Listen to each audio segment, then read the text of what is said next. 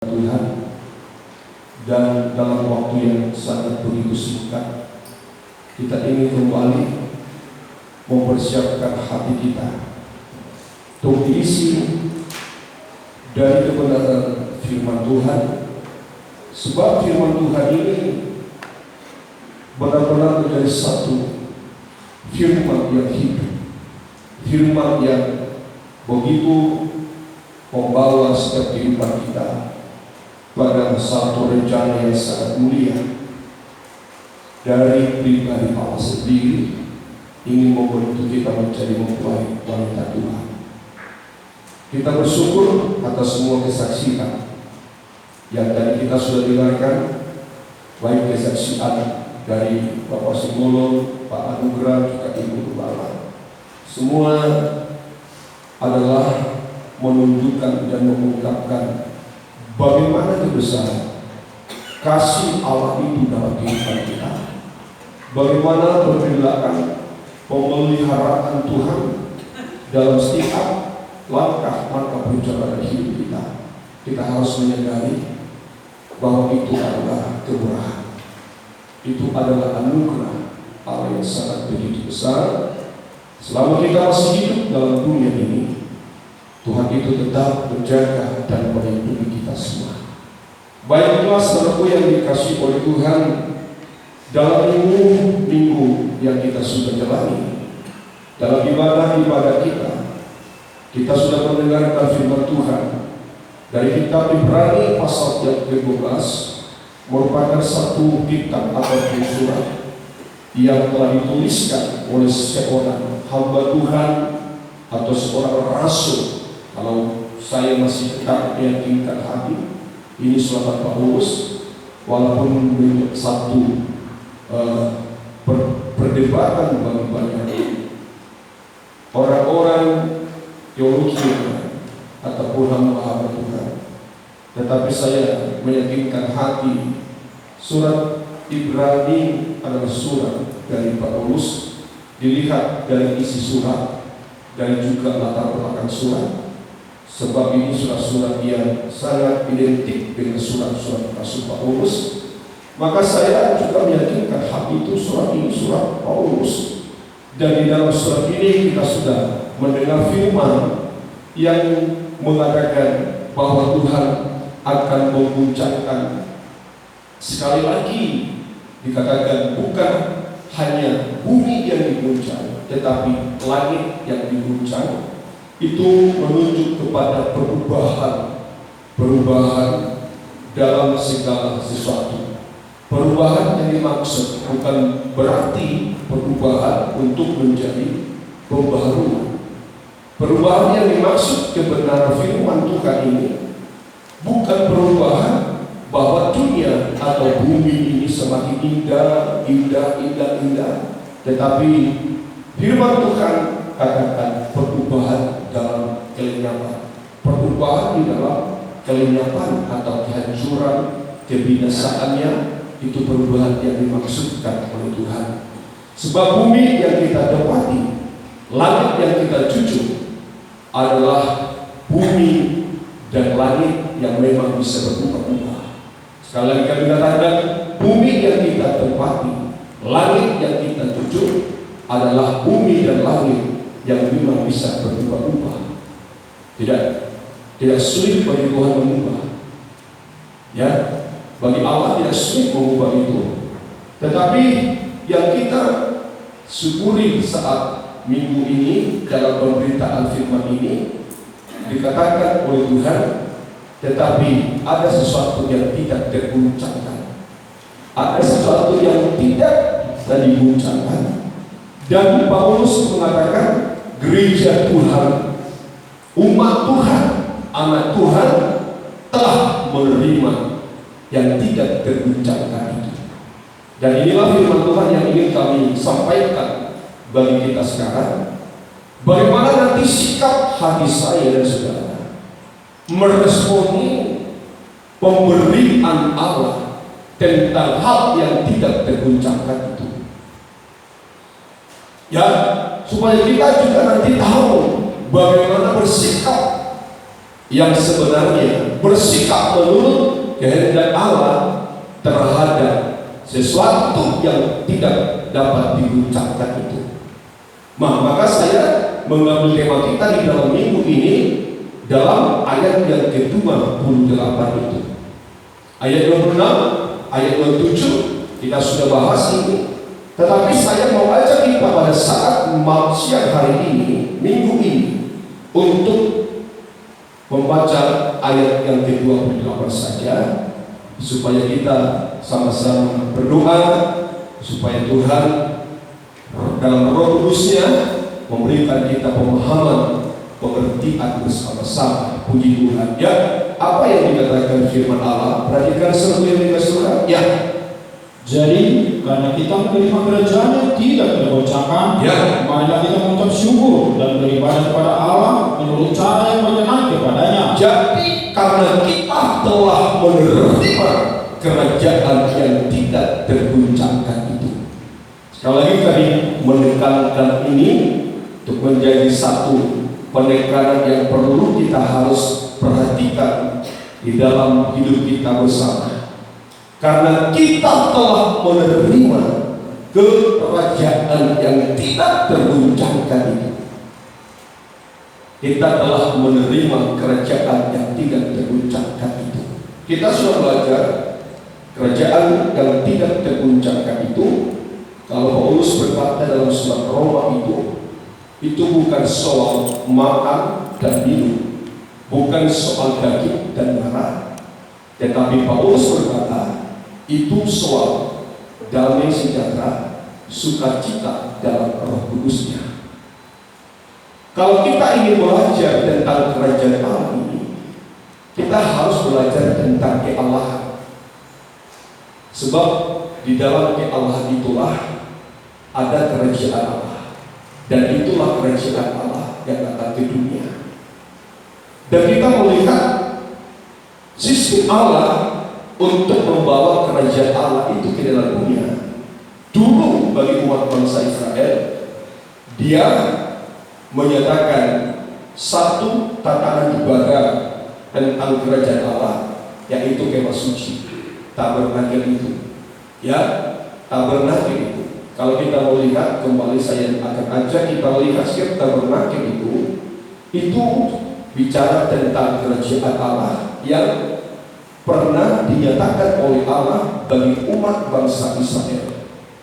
Ya, bagi umat bangsa Israel, di waktu orang Israel sudah hilang kerajaan Allah itu dalam hidup mereka, dari tengah-tengah mereka itu, maka Allah kembali membawa mereka keluar dari Mesir.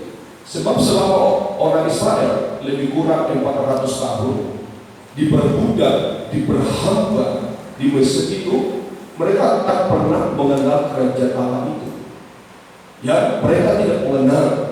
Tapi Tuhan memiliki satu rencana yang sangat begitu indah bagi umat bangsa Israel. Mereka harus lebih dulu dikeluarkan dari perbudakan Mesir itu. Dan Tuhan katakan, aku mau umatku mau beribadah kepadaku. Nah, di waktu perjalanan mereka di padang gurun, maka Allah bicara kepada Musa di Gunung Sinai. Di waktu Allah memberikan buah batu kepada Musa dan juga gambar kemah suci yang akan dibangun di tengah-tengah umat bangsa Israel menjadi satu tatanan ibadah kerajaan Allah ini, turunlah di tengah orang Israel. Ya, turun di tengah orang Israel. Maka di saat Allah memerintahkan tentang ibadah sistem tabernakel itu, Allah sedang mengajari umatnya bagaimana mereka menerima kerajaan Allah itu dalam kehidupan, kerajaan yang tidak tergoncangkan itu. Dia bangun tabernakel ini, mereka beribadah dalam sistem ini, maka Allah hadir bertakhta. Di saat orang Israel melakukan segala apa yang diperintahkan oleh Allah, dimulai dari pintu gerbang, mesbah korban bakaran, bejana pemasuhan, pintu kemah, meja roti sajian, maulita emas, mesbah dupa, dan pintu tirai. Dan mereka difirmankan Allah, buat tabut perjanjian supaya aku bertakhta. Istilah kalimat bertakhta ini identik dengan kerajaan itu sendiri. Maka di saat orang Israel sudah membangun tabernakel dengan lengkap, maka Allah berfirman dalam kitab Keluaran, maka aku hadir di tengah-tengahmu, aku bertakhta di tengah-tengah umat bangsa Israel. Artinya apa? Kerajaanku telah nyata, kerajaanku telah ada di tengah-tengah umat bangsa Israel. Amin. Itu dulu waktu bangsa Israel. Tapi Israel ini tidak mensyukuri kerajaan Allah yang mereka terima itu dalam diri mereka. Di dalam mana mereka tidak bersyukuri? Mereka melanggar peribadatan mereka kepada Allah. Dimulai dari umat bangsa Israel, para imam-imam orang Israel tidak menghargai jabatan pelayanan mereka terhadap Allah di kemah suci itu. Maka Allah kembali melupakan umatnya, dan Tuhan dengan kerinduannya ingin mengembalikan umatnya.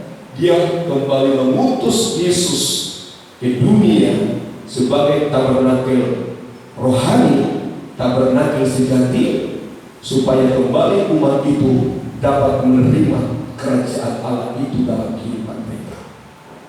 Nah, sekarang kita juga telah menerima kerajaan Allah itu lewat Kristus dalam kehidupan kita. Nah, kalau tadi firman Allah berkata, marilah kita yang telah menerima kerajaan yang tidak terguncangkan itu.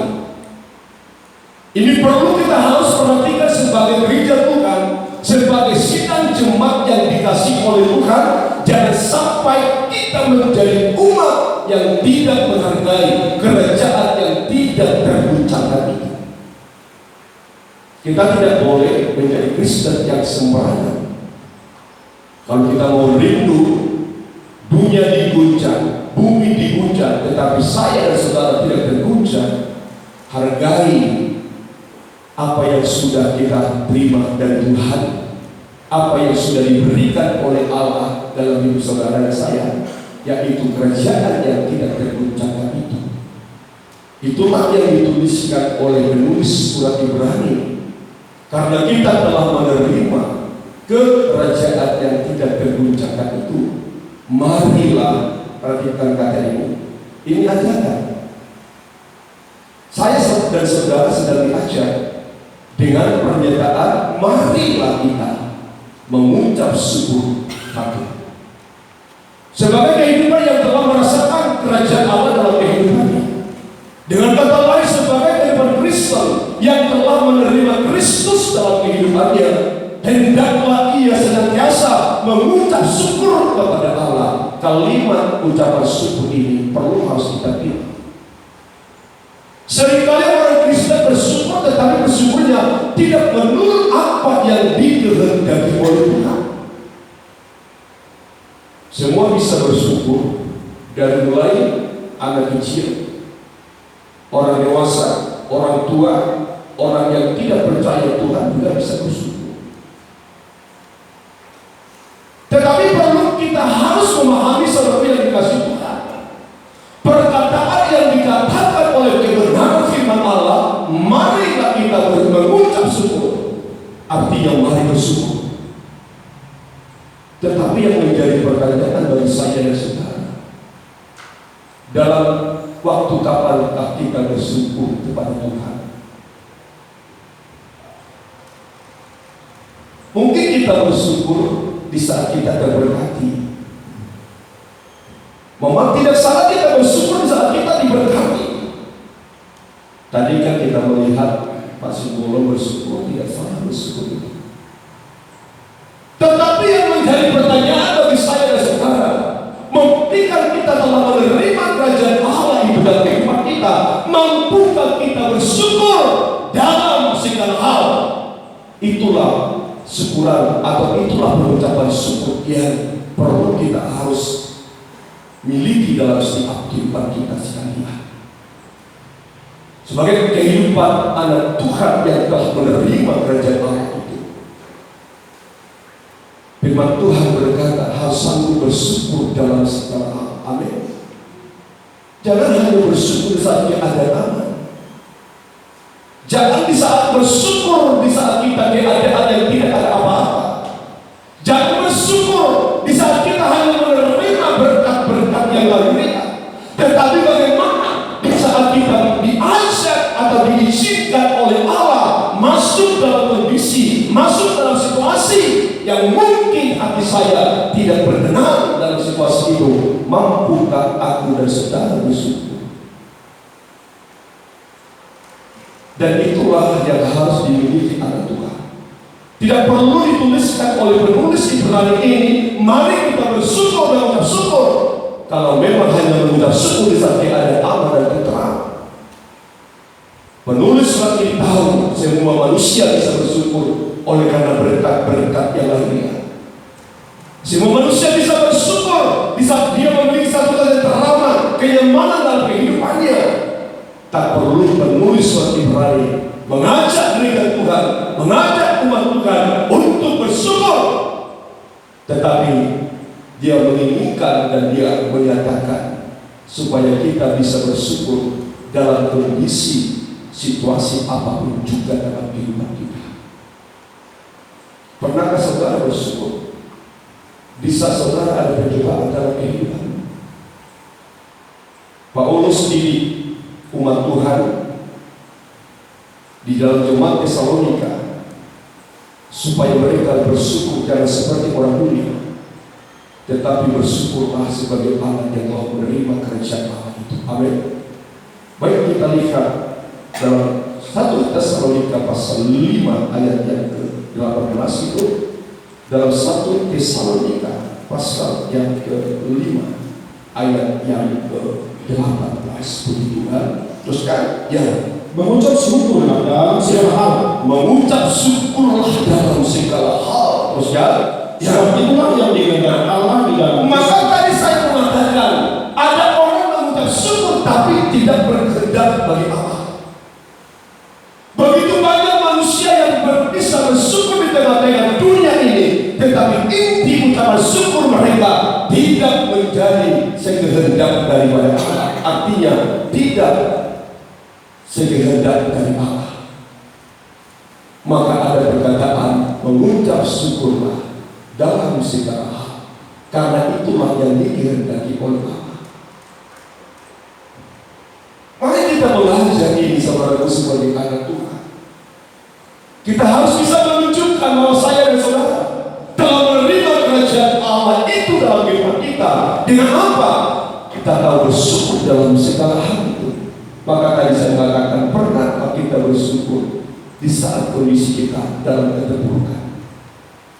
Pernahkah bisa kita bersyukur di saat ekonomi kita merosot? Pernahkah kita bersyukur di saat kita mengalami penderitaan sakit penyakit dalam kehidupan kita?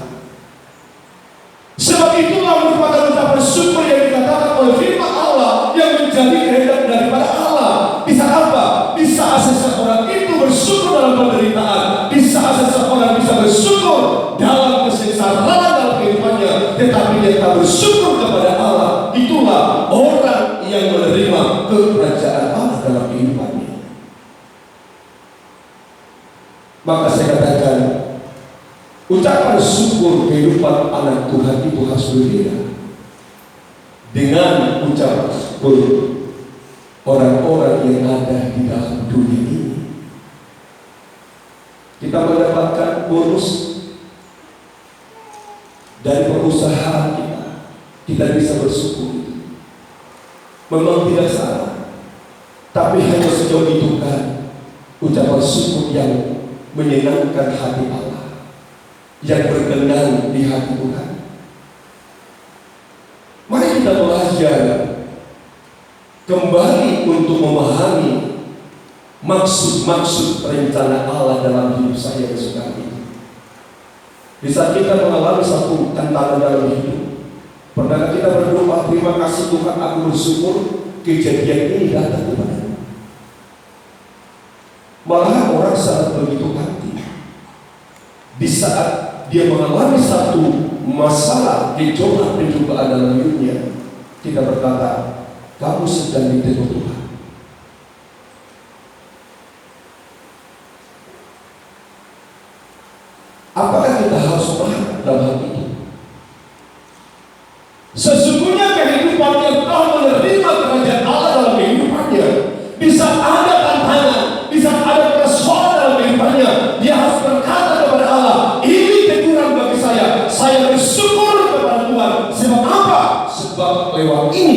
aku akan diubahkan oleh Tuhan.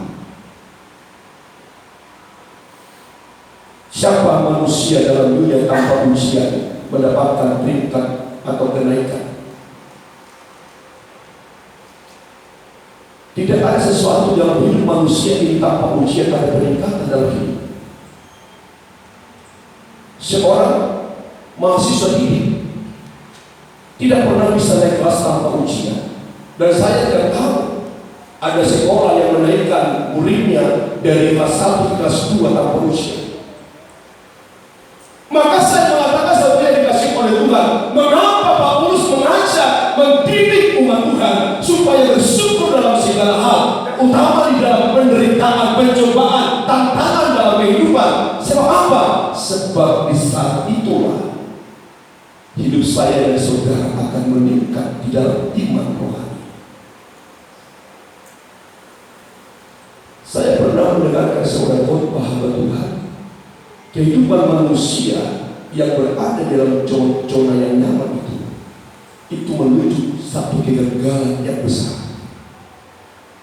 Kita tidak boleh menjadi gereja yang merasa nyaman dan tegak, tapi kita harus menjadi satu kehidupan yang merasa perlu tantangan dalam kehidupan. Sebab kalau kita menyadari kita perlu tantangan, perlu cobaan, perlu ujian, kita tahu bahwa kita sedang dibawa masuk ke dalam peningkatan. Maka perlu kita diajar mengucap syukur dalam tantangan itu. Amin. Mengucap syukur dalam kebutuhan, mengucap syukur di dalam problema, mengucap syukur di dalam segala hal. Siapa yang pernah bersyukur pada Tuhan di saat dia mengalami satu masalah? Coba tunjukkan. 1, 2, 3, 4, 5, 6. Kan sedikitnya yang tahu syukur dalam hidup. Karena memang itulah pengucapan syukur yang dikehendaki oleh Allah itu. Saat kita alami penderitaan, kita alami satu kesulitan dalam hidup kita, kita bertanya kepada Tuhan, Tuhan, mengapa ini terjadi dalam hidupku? Kita merenung di dalam diri kita, apa yang sedang aku lakukan, dan apa maksud dan tujuan Tuhan. Satu saat Tuhan berkata, aku ingin membuat engkau menjadi kehidupan yang teruji dan tak uji. Bukankah itu yang kita syukuri dalam kehidupan kita? Atau kita bersyukur bisa kita mendapatkan satu rezeki yang besar? Bisa kita berulang-ulang bersyukur kepada Allah. Bahkan tak berhenti-hentinya kita mengajak teman, saudara mengucap syukur terus kepada Tuhan. Tuhan berkata, bukan itu yang sesungguhnya yang aku kehendaki, bukan. Tapi yang aku kehendaki di saat kamu belajar dalam sesamamu bersyukur kepada Allah.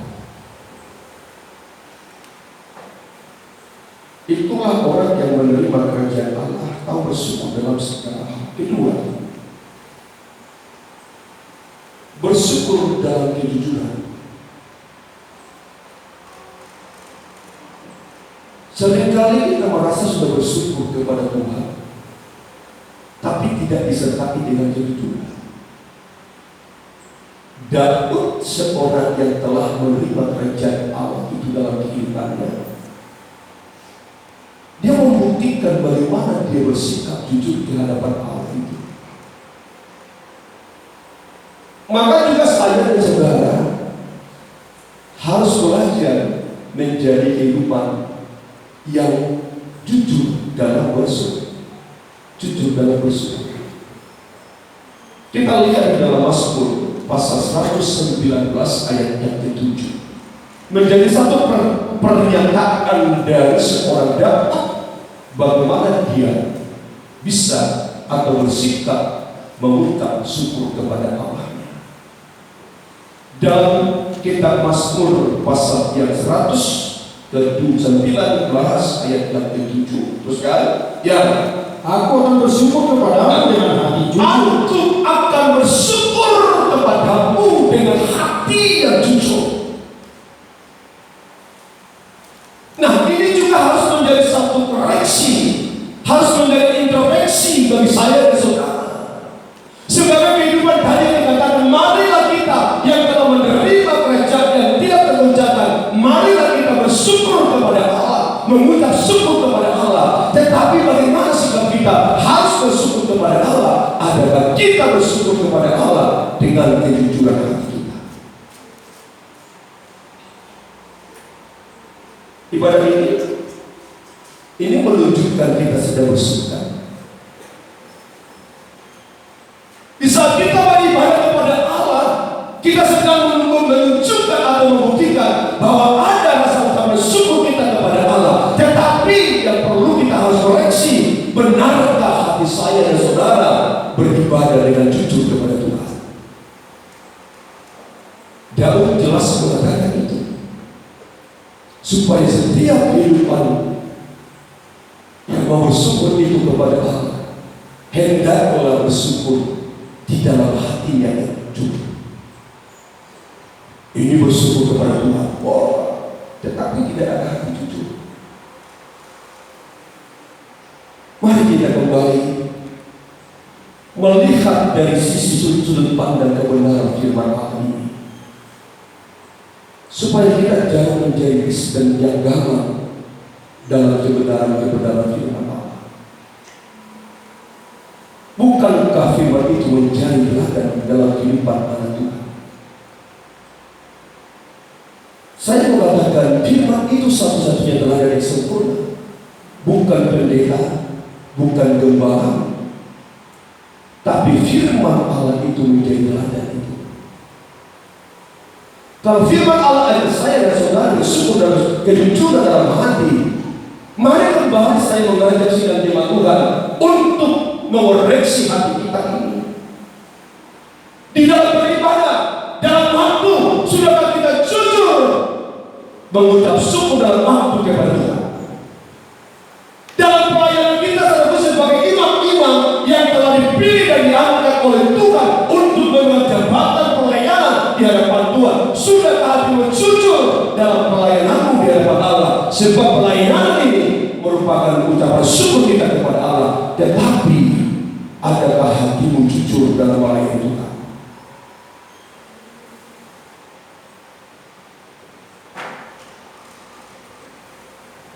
Adakah kejujuran di saat kita tampil dalam melayani Tuhan?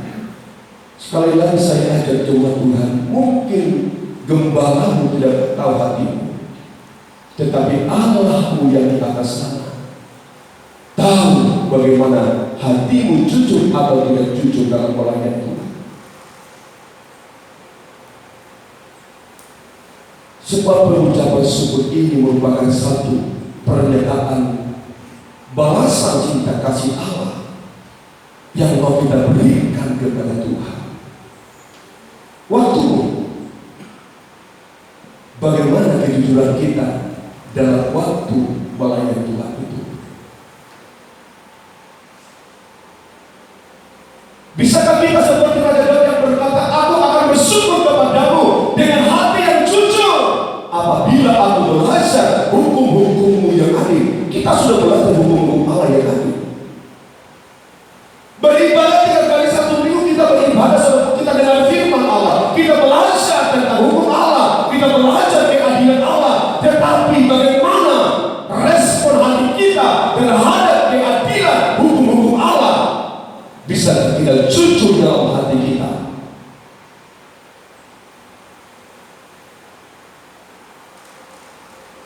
Ini waktu kita sering terlalu tidak jujur. Melayani orang yang melayani dalam keadaan paksa itu orang yang tidak jujur. Melayani oleh para saudara takut akan manusia itu tidak jujur. Tapi yang benar itu melayani dengan segenap hati. Itu merupakan bukti ucapan syukur dengan hati yang jujur kepada Allah. Mari kita belajar ini sebagai sidang jemaat Tuhan. Sebab hari-hari ini adalah hari-hari yang sangat singkat bagi kita, untuk kita bisa membenahi hidup kita menjadi satu kehidupan yang berkenan di hati Tuhan.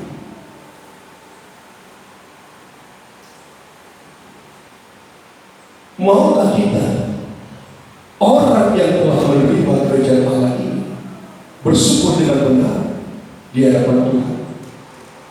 Dimulai kemampuan bersyukur dalam segala hal, dan juga bersyukur dengan hati yang jujur.